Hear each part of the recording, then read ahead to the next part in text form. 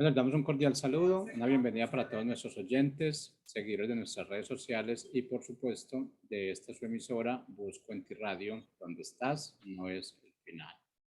Hoy es lunes, continuando con nuestra programación, estamos con la presencia del pastor Boris Gutiérrez en su segmento Construyendo Hogares Sólidos. Así es que, bueno, Boris, ¿cómo estás? Bienvenido. ¿Cómo estás, querido Jorge? Es una alegría nuevamente estar en tu programa con los hermanos y con algunos amigos que nos escuchan. Siempre es y será una bendición estar compartiendo aquello que Dios en su gracia y misericordia nos da para poder compartir en la radio. Sé que es una responsabilidad enorme pretender transmitir la verdad de Dios, pero de todas maneras estamos acá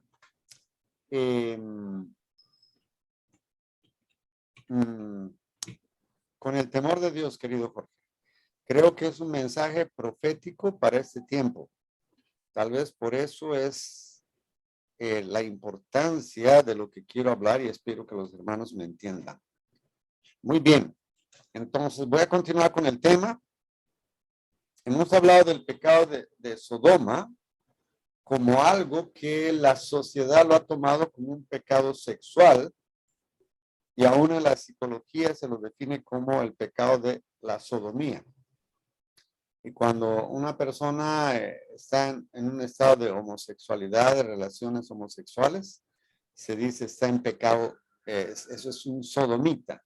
Y así lo hemos definido y en cierto sentido es razonable, no es descabellado decir eso, pero lo que estoy tratando de comunicar en este espacio, en estos espacios que vamos a tener en este tiempo, es que el pecado que se desarrolla allí en Sodoma y Gomorra cuando los ciudadanos tratan de tener relaciones sexuales con las visitas de Lot,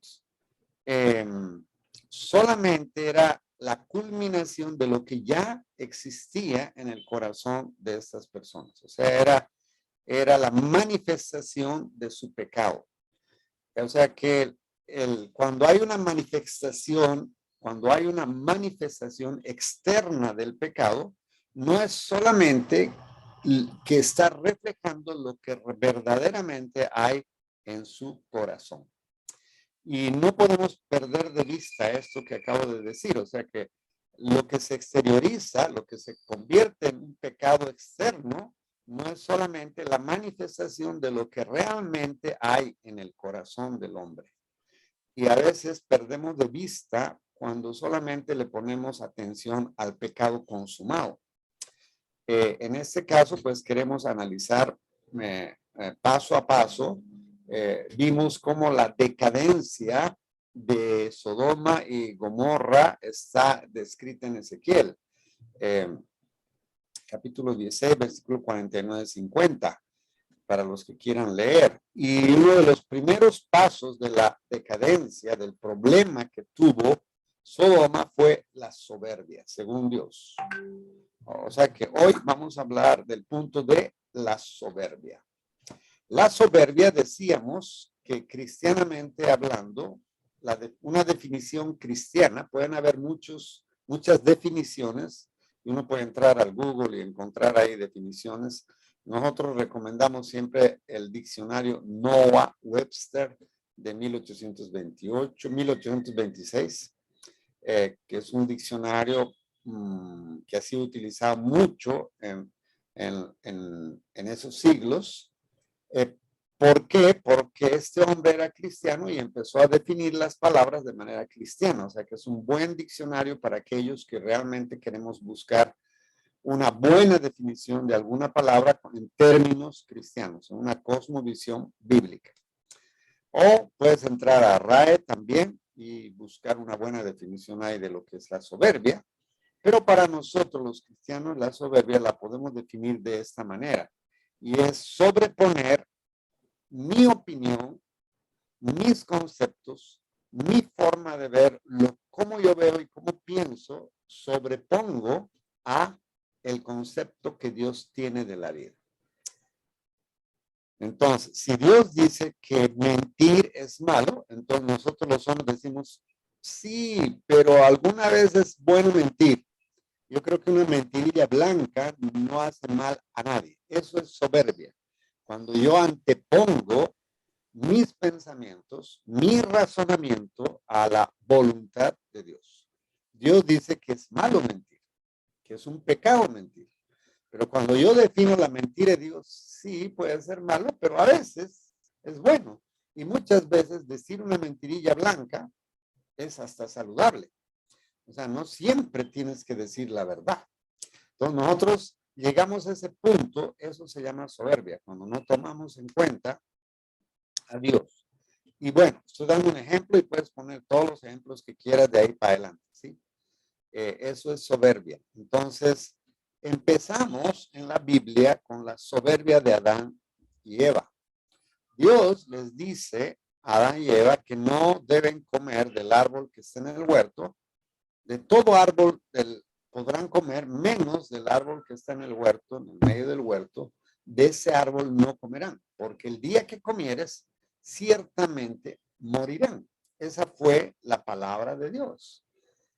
Adán y Eva consideraron el árbol, lo miraron, lo vieron y dijeron, nos parece bien a nuestros ojos. ¿Por qué no podemos comerlo? Entonces, la serpiente, en este caso, viene y dice, con que Dios os ha dicho que no coman. Y ellos dicen, sí, Dios nos dijo que no comamos. Lo que pasa es que Dios sabe que cuando coman, ustedes van a ser semejantes a Él. Y eso es lo que Él no quiere. Dios es un ser egoísta. Él solo quiere la gloria para Él, no quiere compartirla. Entonces Adán y Eva piensan y dicen, bueno, este árbol realmente está bien y se ve codicioso a los ojos, se ve apetitoso, ¿por qué no lo podemos comer? O sea, Dios nos engañó y empiezan a sobreponer sus pensamientos, su voluntad a los pensamientos de Dios y a la voluntad de Dios. Boris, Sí. ¿por qué no verificas un poquito el sonido del micrófono que tiene como una interferencia? Ok, bueno, definitivamente me toca salir a buscar Ya está mejor ahí mejor. un micrófono. Entonces, en ese instante, Adán y Eva sobreponen sus pensamientos y su propia voluntad a los pensamientos y a la voluntad de Dios. Entonces, si ustedes recuerdan, la palabra de Dios dice que nuestros pensamientos no son los pensamientos de Dios, porque los pensamientos de Dios son más altos que los nuestros. Nosotros siempre vamos a estar limitados porque no miramos el todo de las cosas. Por ejemplo, si yo pongo esto delante de vuestros ojos y les pregunto a ustedes qué es lo que ven, ustedes me dirán, pues Boris, vemos un frasco blanco con una tapa roja. Y yo les diré, no es verdad, no es cierto, eso no es verdad, ustedes están mintiendo, ustedes no están diciendo la verdad. Y ustedes me dirán, no, Boris, esa es la verdad, es un frasco de plástico aparentemente blanco con una tapa roja. Y yo les dije, sí, claro, yo les diría, sí, claro, es un frasco de plástico, sí, eso es verdad, con tapa roja, pero no es blanco. O sea, tiene unas letras y unas palabras ahí en unas letras en negro con un fondo rojo. Y ustedes me dirían, no, Boris, estás mintiendo, no es eso. Pero claro, ¿qué es lo que pasa? Lo que pasa es que ustedes están viendo desde su perspectiva y yo estoy viendo desde mi perspectiva. Ustedes tienen parte de la verdad, pero yo también tengo la otra parte de la verdad. ¿Se dan cuenta? Pero Dios mira el todo. Él no está limitado a mirar una parte. Dios mira todo. Entonces Dios, al mirar todo, Él puede objetivamente, sabiamente, racionalmente, inteligentemente decir con todo derecho y autoridad decir esto está bien y esto está mal. Él puede decir con toda autoridad, Boris, tú tienes la razón, pero los que están al otro de la pantalla también tienen razón. O sea, él es el único que puede determinar la verdad. Por esa razón es que la verdad no es relativa, como nos quieren hacer creer, porque pues es relativa, obviamente, porque nosotros vemos las cosas por partes. Entonces, lo que para ti puede ser una verdad, para mí no. Entonces, la verdad es relativa porque tú tienes tu propio punto de vista y yo el mío. Para ti eso puede estar mal, pero para mí no, porque yo lo veo diferente. Para ti mentir está mal, pero para mí no. O sea, fue bueno haber mentido porque eso le ahorró un dolor. Ah, qué interesante. Wow. Entonces, no podemos pretender nosotros como seres humanos, pretender tener la razón, toda la razón, ni toda la verdad. El único que es capaz de poder definir qué es la verdad o qué es verdad, qué está bien o qué está mal, qué es bueno y qué es malo, qué es santo y qué es pecado, es Dios. El problema de nosotros los seres humanos es que sacamos a Dios del razonamiento. Entonces, cuando sacamos a Dios del razonamiento, entonces lo que tú dices, esa es la verdad para ti. Y los que estén parados de tu lado, pues también van a ver lo mismo que tú y y muchos de nosotros estamos dispuestos a dar nuestra vida, si es necesario, así como exactamente lo dieron Adán y Eva, dieron su vida. Dios les había dicho que el día que de ese árbol comieran, ciertamente morirán. A ellos no les importó que Dios dijera que si comen van a morir. No les importó. O sea que literalmente ellos estaban jugándose la vida por defender su punto de vista, por defender su razonamiento sin Dios. Perdón. Entonces, esa es la otra parte. Esa es la otra cara de la moneda, ¿me entienden? Cuando yo creo en mi soberbia, pretendo tener la razón a pesar de que Dios les había dicho que si comen de ese árbol iban a morir. Con todo y eso, estos Adán y Eva dijeron, ok, lo que Dios dijo, hasta donde nosotros entendemos y vemos, nos mintió. Y Él en realidad no quiere que comamos de este árbol porque Él sabe que el día que de nosotros comamos de este árbol, vamos a ser semejantes a Él. Ah, qué sabios y qué inteligentes somos. ¡Wow! No, mejor dicho, comamos. Y comieron. Y ya ustedes saben el desenlace, ¿verdad? Entonces, ese es el pecado de soberbia. Cuando anteponemos nuestros razonamientos y nuestros pensamientos a la voluntad de Dios y a la forma en cómo Dios mira. Una vez más repito, para que me puedan entender. Ustedes ven una parte y yo veo la otra. ¿Ambos tenemos razón? Sí. Entonces, ¿a dónde podemos acudir para que podamos entender que ambos tenemos razón? O sea, la única persona que puede ver el todo, el delante y atrás y los costados y etcétera, el todo de las cosas es Dios. Entonces, si existe una persona que lo ve todo, lo entiende todo y lo analiza todo, el creador de las cosas, obviamente, él entiende cómo funciona este universo. Él entiende y sabe cómo nosotros funcionamos. Entonces, ¿por qué sacar a la fuente de la creación de nuestro razonamiento y de nuestro diario vivir? Eso se llama soberbia y eso es exactamente lo que Sodoma los habitantes de Sodoma, los ciudadanos de Sodoma, hicieron. Sacaron a Dios de sus razonamientos, sacaron a Dios de su diario vivir, sacaron a Dios de su vida y la verdad de ellos era que ser homosexual, eso es natural, eso es normal y nadie tiene por qué juzgarnos, nadie tiene por qué criticarnos, esa es nuestra realidad, eso es lo que a nosotros nos gusta, ¿quién nos puede prohibir? ¿Quién tiene el derecho de prohibirnos? Y empezamos a gritar para que nos den libertad, que tenemos derecho de percibirnos como nos dé la real gana, eso es lo que nosotros somos, ¿por qué nos tienen que criticar? ¿Por qué nos tienen que tildar de que eso es pecado? Eso no es pecado para mí. Y entonces llegamos al absurdo de creer tremenda mentira de que el hombre no nace hombre ni mujer, sino que se hace. ¡Wow!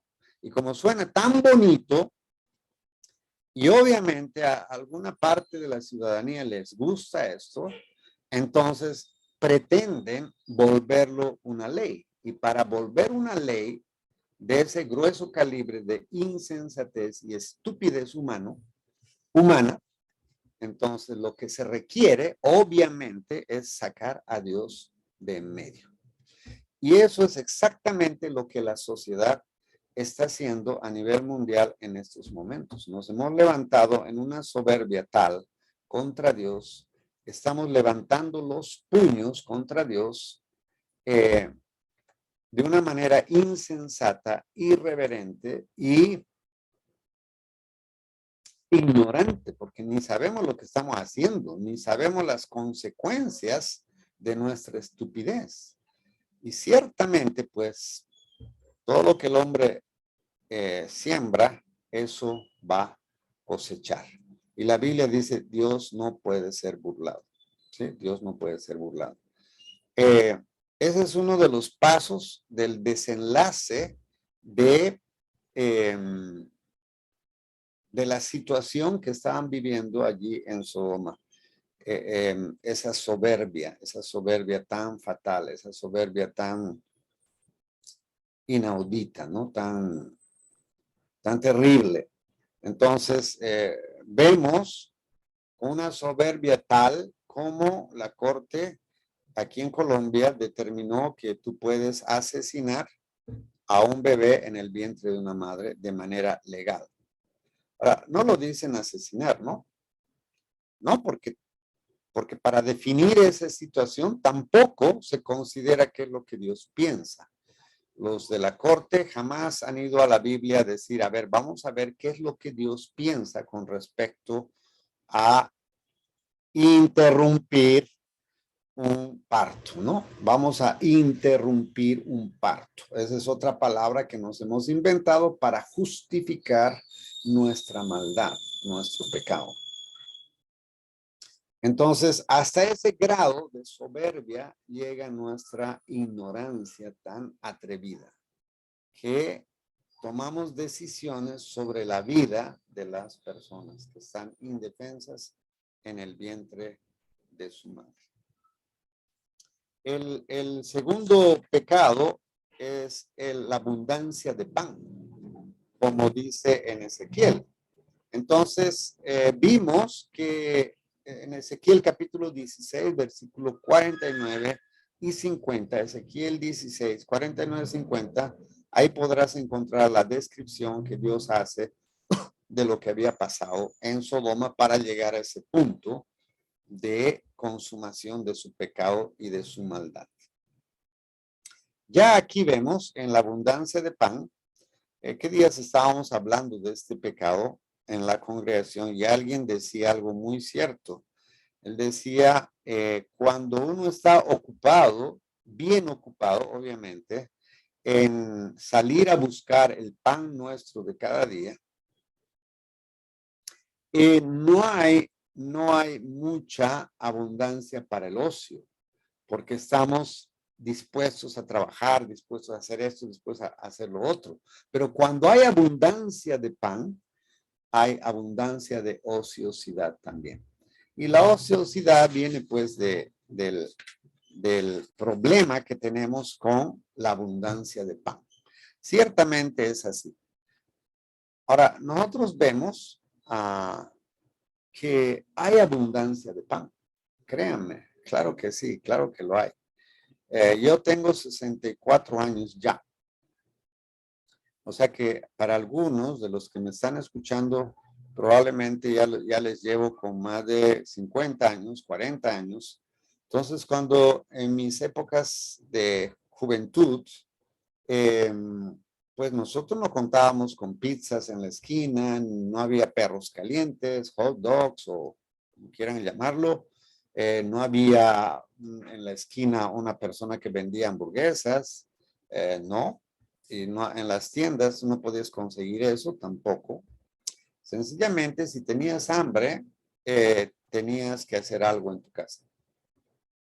En cambio, ahora no. Es solamente si tienes hambre, a veces no se requiere ni salir a la esquina a buscar una pizza o comprar algo, sino sencillamente marcas por teléfono y la pizza llega a tu casa.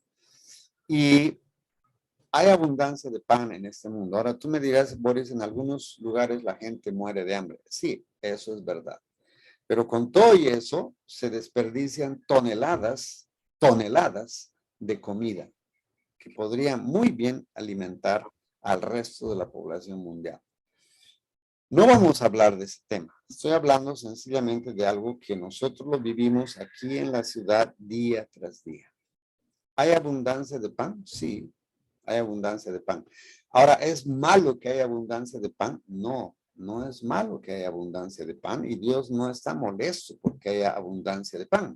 Cuando el joven rico sale de su casa y desperdicia los bienes de su padre, cuando el joven, el hijo pródigo, sale de su casa, pide la herencia y se va lejos y desperdicia la herencia de su padre hasta que queda sin comida y él va a cuidar unos cerdos y ve demasiada comida que tenían los cerdos y él deseaba comer de las algarrobas que tenían los cerdos, pero nadie le daba. Entonces, él volviendo en sí, dice la palabra, él dice, volveré a la casa de mi padre donde hay abundancia de pan. O sea que la abundancia de pan no es pecado en sí mismo. Es la forma en cómo ves la abundancia de pan. Es la forma en cómo consigues la abundancia de pan. Entonces, cuando el hombre consigue pan con facilidad por causa de la corrupción, por causa de la mentira, por causa del dinero mal habido, pues no le ponemos valor a eso, sencillamente. No le ponemos valor. Y por esa razón se desperdician toneladas de comida a nivel mundial, en todo el mundo. Y hay países, como algunos dirán, pues pobres, que la gente muere de hambre, literalmente. No vamos a hablar de justicia e injusticia porque no es el tema ahora. Estamos hablando de nuestra realidad en nuestras ciudades. En algunas casas hay abundancia de pan y en otras no. ¿Sí? Pero el problema es el corazón. Entonces, cuando una persona no tiene pan en su casa, porque son pobres, entre comillas, también es bueno que definamos qué es la pobreza. Para mí la pobreza es una actitud mental. Yo trabajé cuando vine aquí a Colombia muchos años en la zona norte, muchos años. Estuve muchos años, como 5 años trabajando ahí con la gente pobre. Pero cuando yo entraba a esas casas, que muchas veces eran de lata, con techos de lata y a veces enrolladas en un plástico, cuando yo entraba a la casa de estas personas tenían un equipazo de sonido, tenían un televisor impresionante. O sea, tenían todas las comodidades, una nevera impresionante.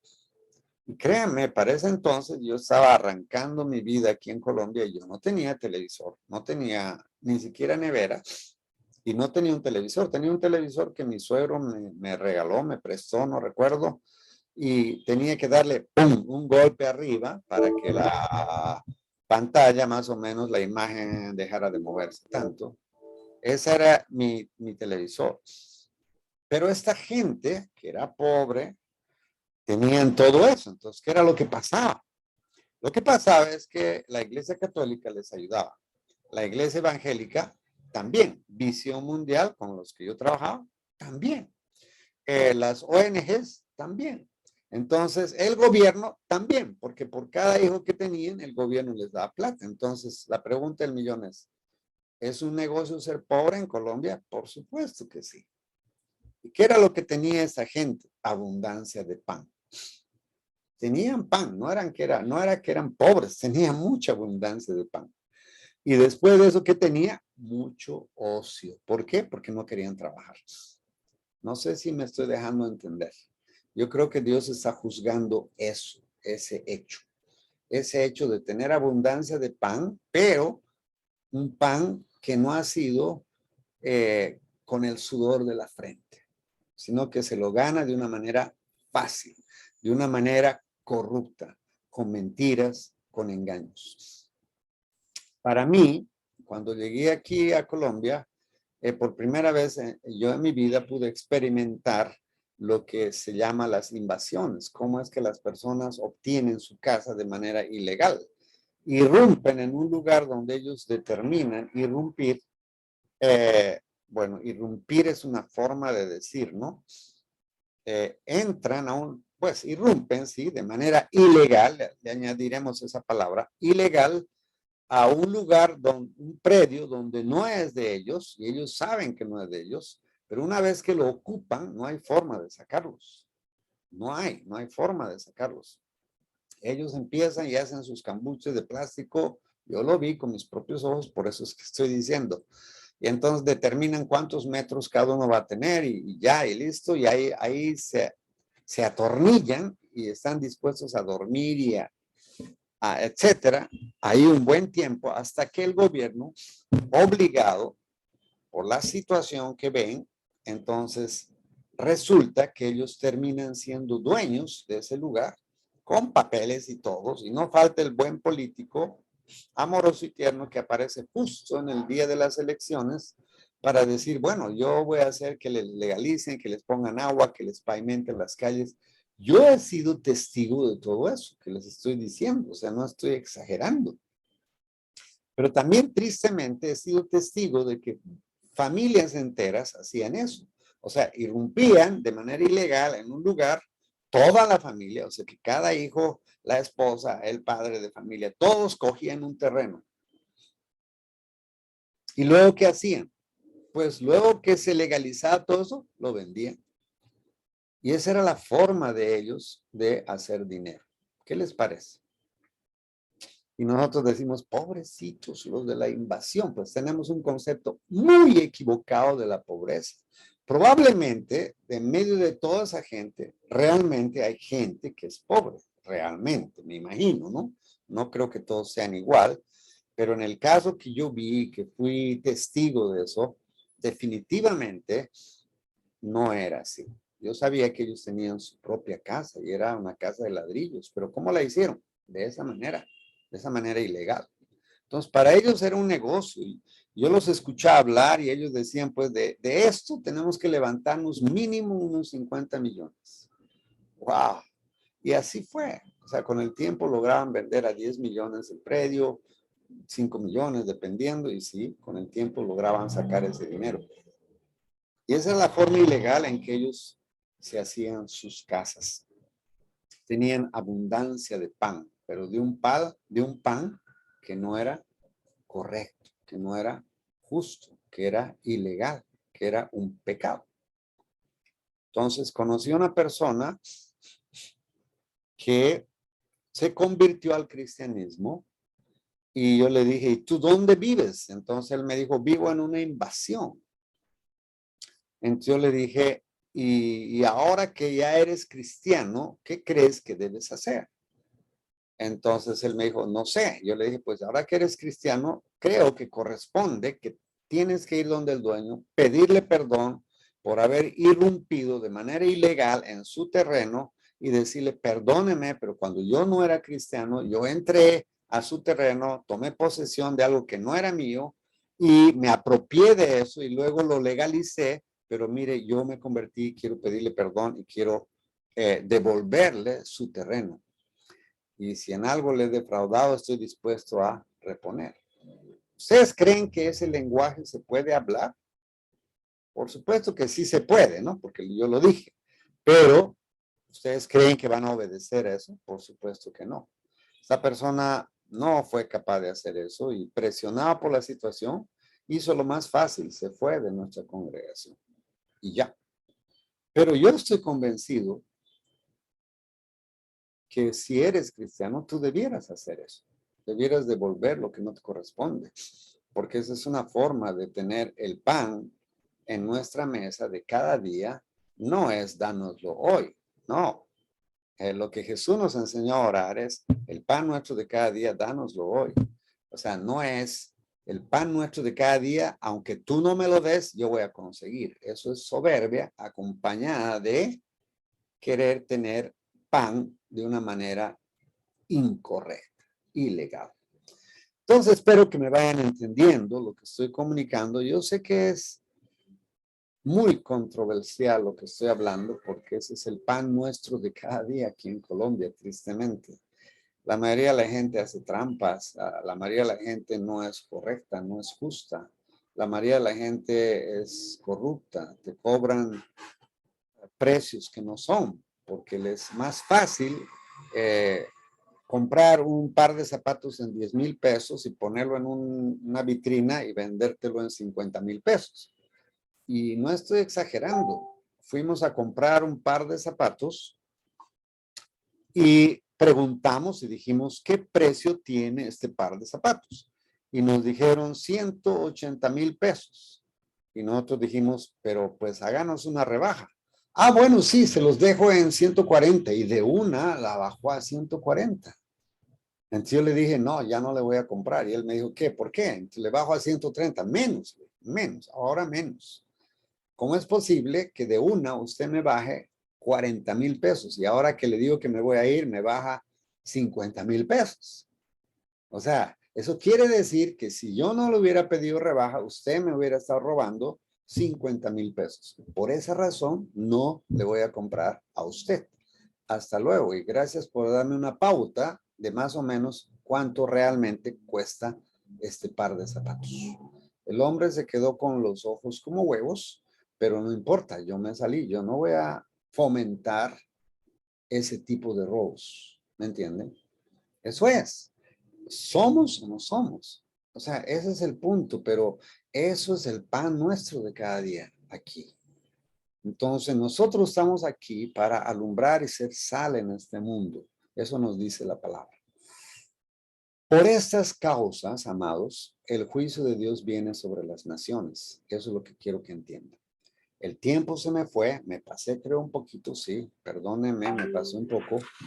Pero, amados hermanos, yo anhelo y espero que ustedes entiendan que los juicios de Dios vienen por pecados como estos de los que estoy hablando.